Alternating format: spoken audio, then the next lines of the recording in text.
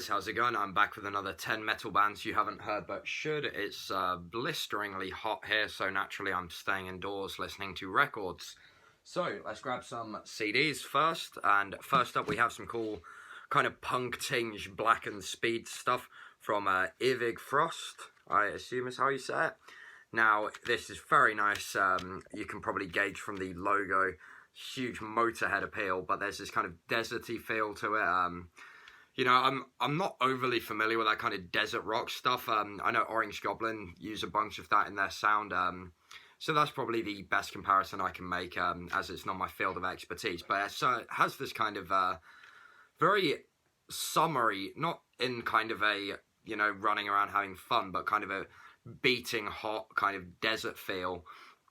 The song names are sort of quite blues-like, with things like Bad Beat Boogie, which doesn't sound like a metal song at all, but then the opening's called Into the Night, so you know, you get a weird mix. It's definitely an interesting one. I found this really difficult to review just because it almost didn't quite compute initially, but what you get is just some cool, speedy stuff, but with a lot of punk and rock and roll in there, and some blues. Yeah, probably not what I'd go for every day, and that's just me being honest and personal preference, but I've seen loads of people absolutely raving about this, and I definitely think it's really cool. I think it suits a certain mood and atmosphere, which, yeah, if you like your kind of, you know, if you like stuff to have a bit of 70s in the sound, and a bit of, even going further back, you know, obviously with the blues influence and stuff. Yeah, it's a really interesting album, and it is really well done. Definitely an enjoyable one. Next up, we have the Teutonic Thrash of Necronomicon. If you know your German thrash, this is a band that's been sort of running since the glory days of Sodom, Creator, Destruction, etc., Mad Butcher, all those great bands. Necronomicon, you know, I think are a really cool band, and they sort of slipped into obscurity a bit more than a lot of their countrymen, but they definitely do not lack the quality. So, you know, if you want some rabid, old-school German-style thrash, check out Necronomicon. This is the final chapter. Ah, I've forgotten labels again. So, this one's out on quite a lot of labels, but I think it's Discos Maracas that delivered it to me, and this one is El Puerto Records. So yeah, Irvig Frost and Necronomicon, two completely different ends of the spectrum, but both really cool bands. Next we have something that's way more in my field of expertise, which I do not say out of dislike, I say more just out of familiarity, but Inferno is back. If anyone knows any kind of Eastern Bloc black and death metal, it's always something interesting from that part of the world. And Paradigma, there's a bunch more. Phosphenes of Aphotic Eternity. Aphotic? Anyway, long title. But what this is 6 tracks of very dissonant, sparse black metal with some kind of creeping death and doom in the mix. I believe this artwork to be by the same artist who did the last Abyssal album, or if not, it's very similar, which is quite fitting in that that's both albums to my, or at least have this kind of lurking, monolithic kind of sound. It's really, really well done. Amazing production on this, tons of killer riffs, and yeah, very otherworldly, inhuman feel on this one. Debamure Morty put this out, always a great label. Yeah, Inferno, a long-running band, band that's been consistently good, but not consistent in repeating what they've said. And yeah, I think this is their finest work to date. I think it stands head and shoulders above everything that they've done. Not to say it's lacking quality, but just the overall music, the presentation, the ideas, how they come together. And it's nice and short, which, you know, it doesn't overstay its welcome, which some stuff can do in that field. But yeah, really great stuff. Next we have something a lot more straightforward, rock. Of course, the maniacal vocalist, if you want to call him that, of Sadistic Execution fame, if you want to call it that. This is Burning Metal on Headsplit Records. Now, what you get here is just old school, heavy speed, fury, really good.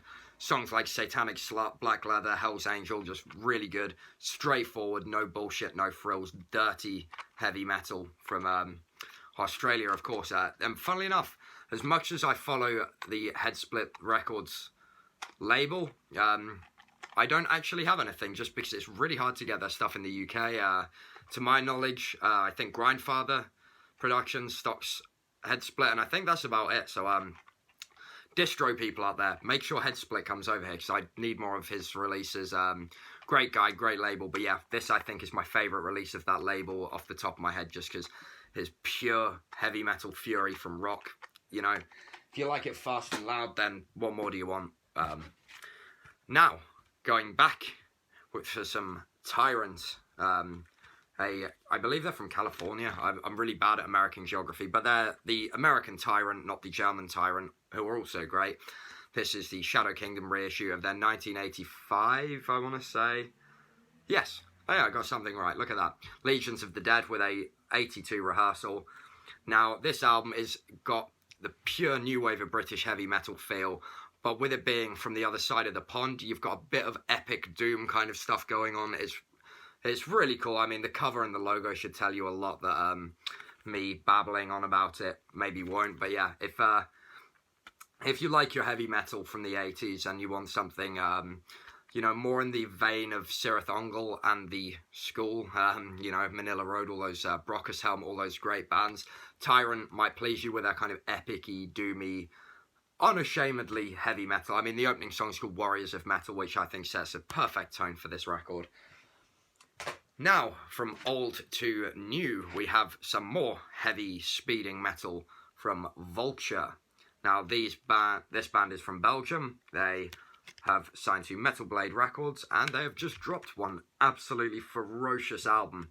And what's so interesting about this is, with a lot of speed and heavy metal, it's dialed all, you know, back to the primitive 80s roots, and then the balls let out on the guitar solos. But no, the musicianship on this thing is absolutely phenomenal. There's a lot of these kind of Voivodian bass breaks going on, these soaring leads. You know, if you've read or seen any reviews of this album, the vocals are obviously all over the place in the best way, from Rob Halford's shrieks to your Tom G. Warrior to you've got everything on here. It's like almost like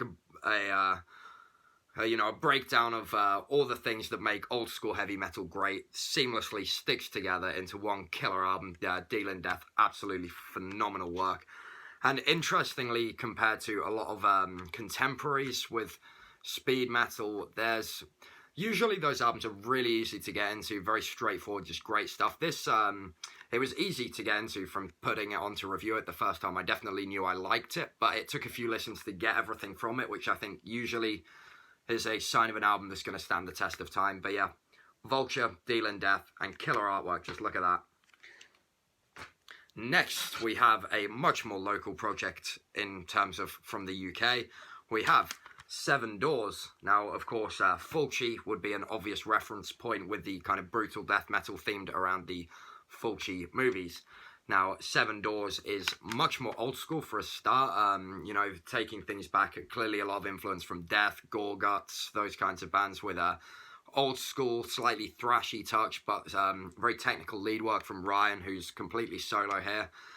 Interestingly, it's pretty cool. I know the guy, we both played in black metal bands. We were meant to play together. Then we've recently started doing, well, not started, but sort of played a lot more death metal stuff. You know, in the UK, you get quite a big melting pot of different sounds as is. And I think that's probably because a lot of people are willing to go solo, maybe, like me, like Ryan. But yeah, phenomenal guitarist. He's done a really good job with this, and the artwork there is absolutely great by I've forgotten the Rotting Rain art. Yeah, it's which is one of the members of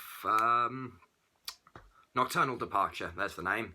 So yeah, killer artwork, Cavernous Records as well. So thanks to Chris for sending me this one, and something else which will appear in a upcoming video. If you like Fulci's horror movies and old school death metal with a technical edge, definitely check this one out. And it's great to see more people in the UK playing the morbid metal of death as well as black. You know, keep the death metal flag flying.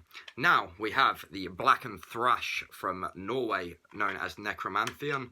If you know bands like Condor, Deathhammer, Aura Noir, Toxic Death, I'm forgetting a couple here. I know I am. Evoke, a few more. Anyway, Nekromantheon play the Hobolton school of black thrash, and it's killer. This new album, the Visions of Trismegistos, which are Trismegistos. I assume that's a Greek thing. My history knowledge is laying me down here. Anyway, Hell's Headbangers put this out in America and Osmos in Europe, but I got the tape from Hell's anyway. If you like Norwegian black thrash, then you can skip the next bit of this. You're getting some of that and more. You know, fast riffs, killer drums, piercing vocals. It's just pure metal annihilation, and really energetic, easy to enjoy album. It's not soft, it's not, it's maybe easy to enjoy, but it's not easy listening at all. It's just a fist to the face and excellent work. Norway's black thrash, along with a few of the South American countries, to me always comes out on top, and this is no exception. Great stuff. Now the last of these CDs, this is going to be really hard to show this one, but we have Scythe Law, not Scythe Lord, different band. Scythe Law is a German death metal band. This is on Iron Bonehead, who have I'm just going to take this out. The art's really cool, and I don't want my glary camera to fuck up you guys seeing it. So yeah, this is Through the Mausoleums of Man. It's 4 tracks, so mini LP, EP, whatever you want to call that, of doomy death metal. Now, you've got some of the HM2 guitar tone for all of the people like myself who love that sound.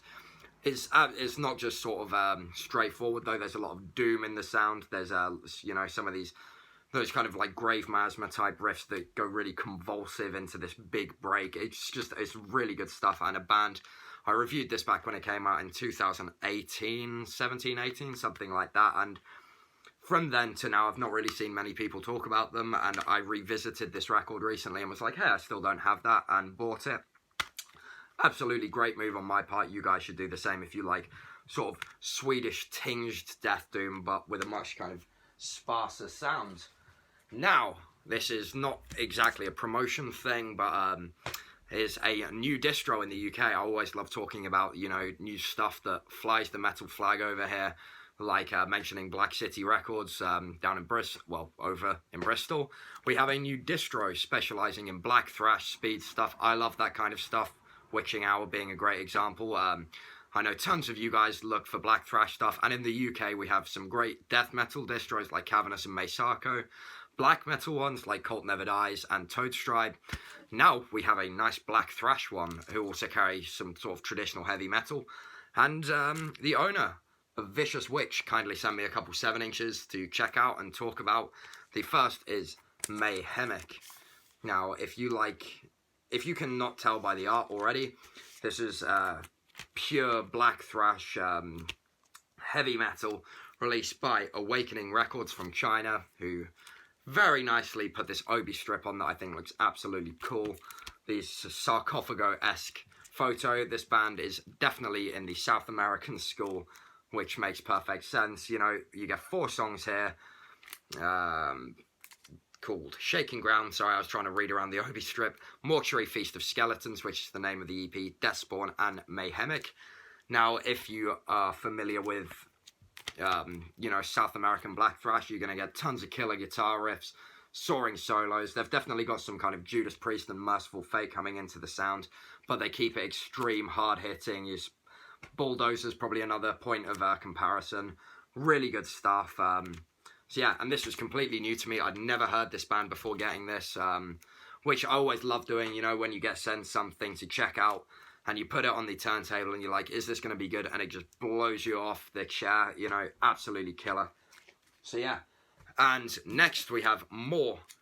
This is Hellish, I've talked about before, so I'm not going to go into it, but he also sent me this, and I love Hellish, so they're getting a bonus shout out.